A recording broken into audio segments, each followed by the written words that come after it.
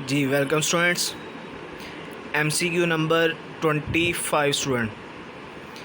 Electric field line produced by negative charge is always.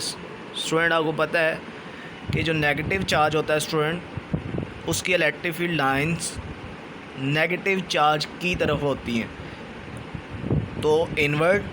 और फिर ये चूँकि अलॉन्ग रेडियस मूव करती हैं, इसलिए रेडियली इनवर्ड बोला जाएगा। उसके बाद student 26 MCQ। Vector area is held perpendicular to electric field lines. Magnitude of electric flux is. आपने स्टूडेंट्स वेक्टर एरिया को इलेक्ट्रिक फील्ड लाइंस के साथ, ये अगर इलेक्ट्रिक फील्ड लाइंस की डायरेक्शन है राइट साइड की तरफ, तो आपने इसके सामने एरिया को कैसा रखा है, एरिया वेक्टर को स्टूडेंट्स परपेंडिकुलर। तो स्टूडेंट मैंने आपको बताया था एरिया और एरिया वेक्टर में बहुत फ़र्क है, और वो फ़र्क मैं आपको दोबारा यहाँ पे समझा देता हूँ। देखें,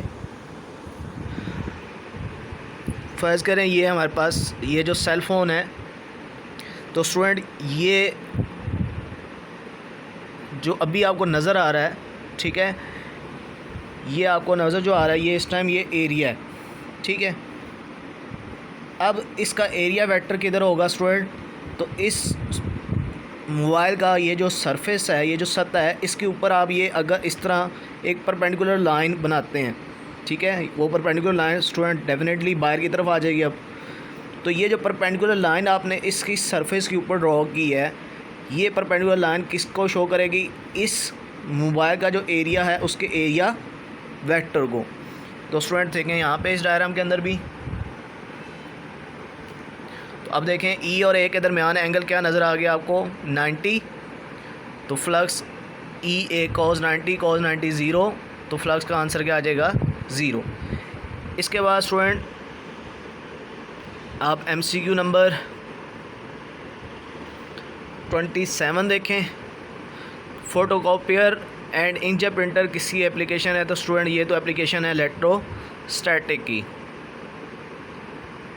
अच्छा, उसके बाद स्टूडेंट्स MCQ नंबर 28 देखें। An electric field can deflect. Student पहला ऑप्शन आपको दिया हुआ है न्यूट्रॉन, ठीक है। स्टूडेंट न्यूट्रॉन जो होता है ये चार्ज लेस पार्टिकल है, तो इलेक्ट्रिक फील्ड के अंदर जब कोई चार्ज पार्टिकल आता है तभी वो अपने रास्ते से डिफ्लेक्ट होता है। तो न्यूट्रॉन तो चार्ज लेस पार्टिकल है, उस पर चार्ज नहीं है। इसी तरह गैमा रेज भी स्टूडेंट्स वो भी क्या हैं, वो भी चार्ज लेस पार्टिकल हैं, फोटोन्स हैं। बीटा पार्टिकल स्टूडेंट्स बेसिकली हम इलेक्ट्रॉन को ही कहते हैं। तो इसका मतलब इलेक्ट्रिक फील्ड में जब बीटा पार्टिकल आएगा तो वो डिफ्लेक्ट हो सकता है। और एंड पे फिर से गैमा पार्टिकल दिया हुआ है। अच्छा, उसके बाद student 29 the name electron was suggested by. तो ये नाम आपने याद रखना है, स्टोनी इलेक्ट्रॉन का नाम इसने सजेस्ट किया था। उसके बाद स्टूडेंट MCQ नंबर 30 देखें। इलेक्ट्रिक फ्लक्स डिपेंड्स अपॉन, ठीक है। तो यहाँ पे ऑप्शन करेक्ट लिखा हमने ऑल ऑफ दीज। उसकी रीज़न देखें कि इलेक्ट्रिक फ्लक्स का फार्मूला स्टूडेंट क्या होता है, phi is equals to E A cos of theta. अब ये किस पे डिपेंड कर रहा है फ्लक्स, इलेक्ट्रिक इंटेंसिटी पे, एरिया पे एंड एंगल यानी कि ओरिएंटेशन पे, इसलिए हमने ऑल ऑफ दीज ऑप्शन जो है उसको सही किया। उसके बाद स्टूडेंट 31 पढ़ें। 1 वोल्ट किसके इक्वल होता है, तो student electric potential work over charge होता है। तो 1 वोल्ट का मतलब 1 जॉल वर्क, जो कि हम 1 कूलम चार्ज पे करते हैं, तो जॉल पर कूलम के बराबर होगा। इसके बाद स्टूडेंट 32 इलेक्ट्रॉन वोल्ट किसका यूनिट है स्टूडेंट, तो स्टूडेंट इलेक्ट्रॉन वोल्ट मैंने आपको बताया था कि इलेक्ट्रॉन वोल्ट यूनिट है हमारे पास एनर्जी का। और ये ऐसा क्यों है, तो देखें electric potential work over charge, work आ गया चार्ज इंटू पोटेंशियल, चार्ज की जगह पे आप ई लिखें, पोटेंशियल की जगह पे आप वी लिखें। तो वर्क क्या होता है स्टूडेंट, एनर्जी। तो बेसिकली इलेक्ट्रॉन वोल्ट किसके लिए इस्तेमाल होगा, एनर्जी के लिए इस्तेमाल होगा। इसके बाद स्टूडेंट 33 देखें, फैरेड किसका यूनिट है? तो स्टूडेंट देखें C is equals to Q over V. C यहाँ पे कैपेसिटेंस है जिसको हम मेजर करते हैं फैरेड में, इसका मतलब फैरेड किसका यूनिट है? कैपेसिटेंस का। और ये किसके बराबर हो जाएगा? यहाँ पे छोटी सी मिस्टेक, पर चार्ज है, ठीक है, तो कूलम, और नीचे पोटेंशियल है तो वोल्ट, ठीक है। अच्छा, अब आगे देखें स्टूडेंट MCQ नंबर 34।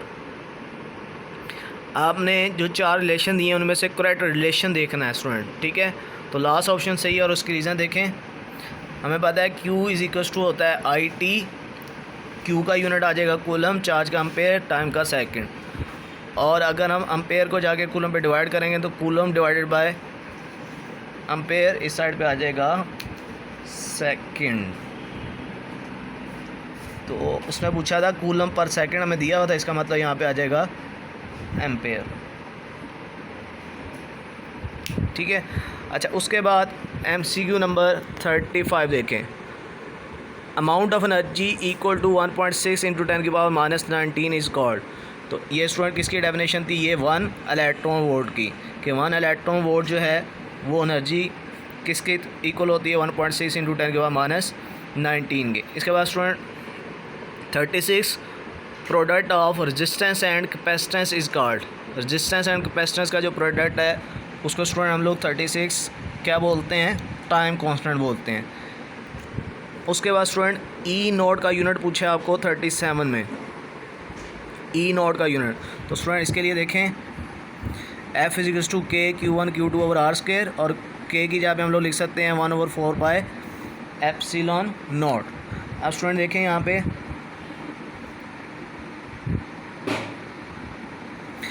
देखें ये जो टर्म्स नीचे लिखी हैं